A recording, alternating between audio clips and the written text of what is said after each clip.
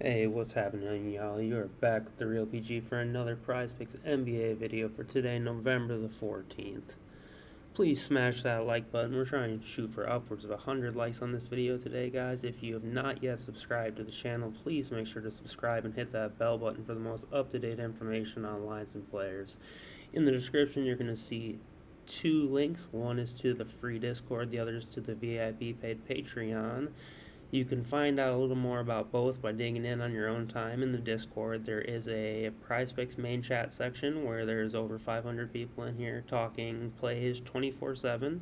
There's a big win section where everyone is posting their wins, all sorts of stuff, and then there's a testimonials, which refers to Patreon specifically, all sorts of wins, and as well as comments on how it's gone, my stat info, all sorts of stuff is posted on here. So come in, check it out, see if it's for you. If it is, the link is in the announcement section to go ahead and sign up.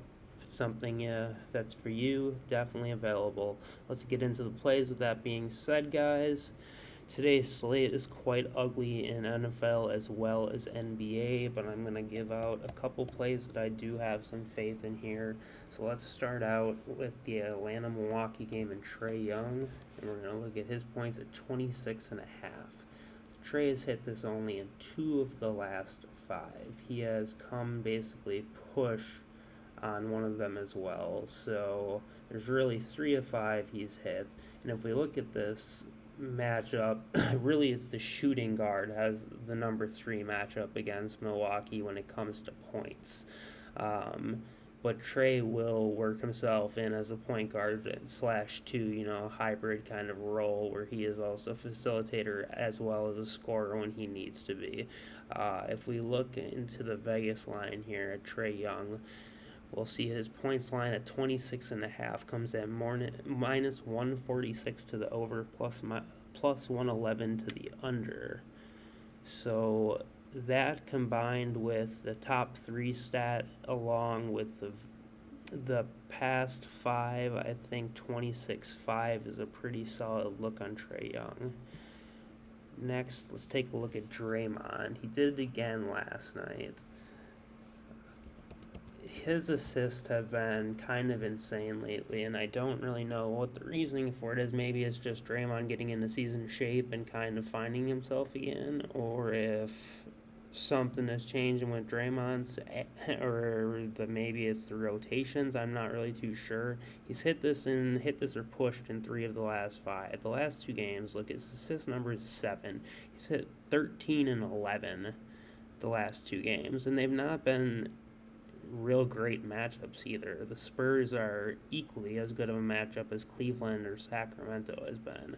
So if we dig in a little further and we look at the pinnacle line on Draymond Green's rebounds, I know that it is set to 6.5 here, whereas Prizepicks has bumped it, which is generally how it goes. It's normally about a half of a rebound or a half of a whatever shire on the sports book.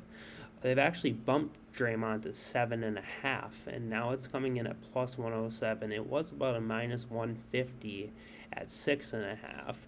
So the bump is coming most likely. If this number becomes up to minus 120 by game time, we'll see a bump to 7.5 on Prizepicks. I think 7 is about the top I would touch it at, though. So I'm going to go ahead and take the over on that one as well. Again, guys, this slate is ugly. It's hard to find value. The last play I'm going to shoot your way is going to be Kelly Oubre. We're not going to be looking at his first half points or PRA. It is too high. I don't care if it's hit every single day. They keep bumping the number. It's going to keep hitting till it doesn't. And I think it ends today. So we're going to look at Oubre, and we're going to look at his rebounds. His rebounds are set to 5. If we look, he's hit this in the last 3 very easily with 8, 7, and 8 after a 1-1. So something is happening, and there's been injury-ridden Charlotte. No Gordon Hayward. Kelly Oubre's minutes have gone up. His usage rates have gone up. I don't see why this would slow down enough to put him under at least a 5 for a push. So I think it's pretty safe to lock him in based off of that, as well as the matchup versus Orlando. And then to top it off, we'll take a look on the book and see where his line is at right now. Scroll down to Kelly Oubre and we'll see his rebounds are at 4.5. Again, like I said, this is very normal where the sports book is like a half of a board or a half of assist lower than Prizepicks, because Prizepicks is greedy. So it does come in at minus 158 to the over, plus 118 to the under.